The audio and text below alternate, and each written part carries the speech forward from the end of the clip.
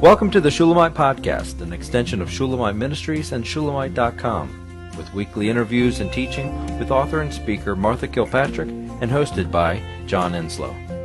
This weekly podcast is a way to stay connected to the ministry. So come experience anointed messages, not giving just another method, but a living impartation. So, and the wonderful thing is I'm sitting here with two people I love most, way up top of all the people in the world, and we are all in this together. We all have the common goal. We all have the same destination, and we're going, and I look at both of you every now and then and say, I'm going to be with you forever. Ever and ever and ever. I'll never be separated from you. And we have a whole history among us. And that's an adventure too, because we are part of a corporate church. We are part of a family of God. And we are being formed to be like Him, and we can help each other do that. So it's perfect. It's all perfect. I just don't know it in advance. You have to be willing to relegate yourself to His will and not limit where you will allow that will to function and be.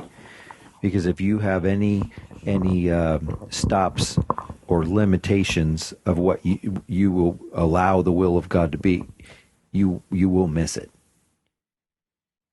If you think you know better, yeah, you're in for it. Well, He'll test you on it. He'll put you right in the middle of that. Well, He did Esther, and then made her memorable to all Jewish people for the They celebrate her. They celebrate her, yes. Purim, right? Yes. Saved their lives. So you're not allowed to put limits and walls around what you will allow the will of God to be. You know, John, I'm thinking that it's madness to try to orchestrate your life around what you want, because we have no clue what God has in store for us. Mm-hmm. I can tell you, I had no idea what He would do with my life. Right. I didn't have a clue, and I didn't particularly care.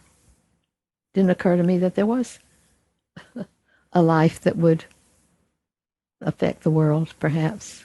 So it's being willing to be utterly dependent. It's being willing to know nothing. There you go, right there. That's where you lay down all your. That's where you lay down all your limits. Mm-hmm. You say, "I know nothing." Mm-hmm. Whatever you say, mm-hmm. And then He takes you. Mm-hmm. And He has plans too wonderful for you to even know about. It's like a little tiny child being told they're going to Hawaii World. To Disney World. That's a poor illustration. Yeah, why the little kid's like, whatever, Disney? Yeah. I was just telling Joan, we don't know it, but we're prepared from the moment we're born and before, really. So much that happens in our lives, from the very beginning, God has orchestrated to be about this issue of ruling and reigning with Him and with the Son of God and with each other. It's too wonderful. I can look at my life and my past and my childhood and everything, and I see things that were established then are being utilized now. And I see the purpose of things that you wouldn't have even thought would be kingdom. Mm-hmm.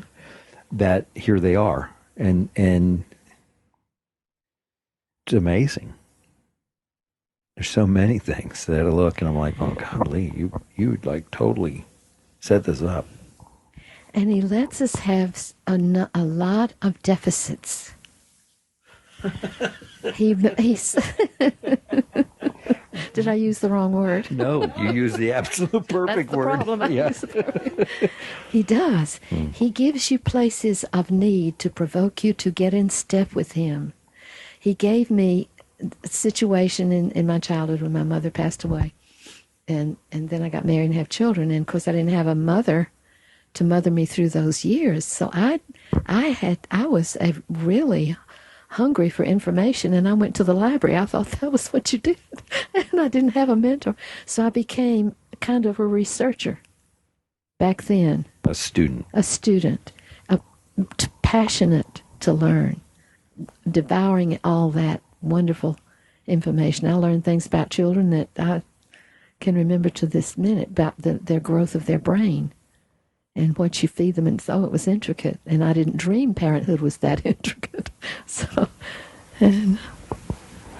but those empty places are for him to use to fill with how he wants to form you, and form your character and your loves and your hates, and it's wonderful. I just look forward to being in heaven so that we can see everybody's film of their life and know them better. Everybody will know everybody, and then we'll see what the angels did that we didn't know. Well, even your deficit is a test of your willingness to be in the will of God. Because if he says, this is my will, and it's a complete deficit of yours, it's not a place of comfort and a place of ease. You have to trust him in it, but you have to go in there based on his will. And I've seen you do that about 500 times. Yeah, right. Yeah, you take on the task.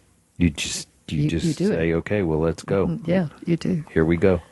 You don't give yourself any excuses, and he has bestowed on you a great many skills that you developed in obedience. Out of complete deficit. Mm-hmm. But I knew that it was his will, and so I followed him into it, and then he revealed himself through it. But it was his will. It was submission to his will. Then again, you don't get to decide what the will of God is because you're comfortable with it.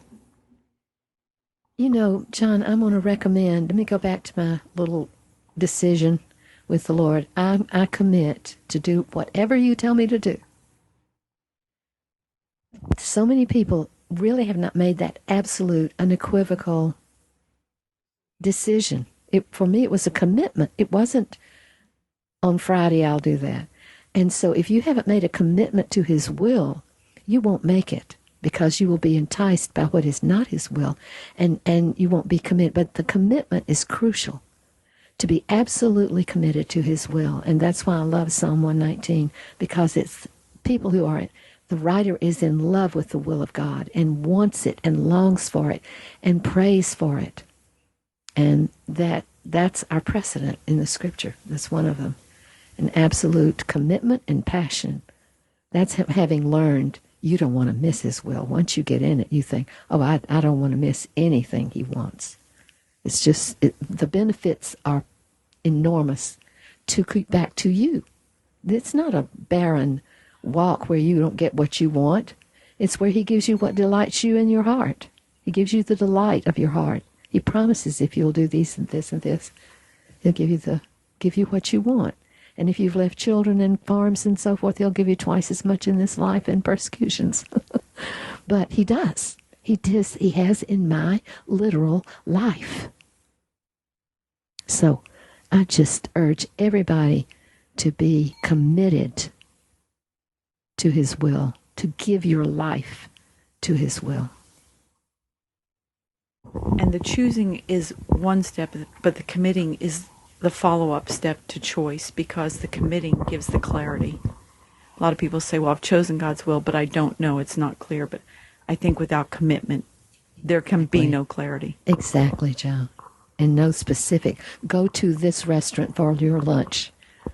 And when you're committed, he has to be committed to you to reveal his will. Yes. And he asks for commitment, and he asks for willingness. Mm-hmm. Mm-hmm. Then when he brings it, are you willing? Mm-hmm. But to me, what I've learned is being committed brings the clarity. That's Things great. aren't foggy. But because, I know lots of times I say, I chose, but no, not without commitment to the choice. Mm-hmm. There is no clarity to And see. I've had so many people say, I want to do his will, and I will say, you never make it. You'll never make it. Want is too weak. Will is the word. I will. Everybody wants the best. But there is a price to pay. And it is to lose your life. But it's all possible, and it's all upheld and sustained, and God is the energy of it all. And it's joy. We hope you've enjoyed the Shulamite podcast.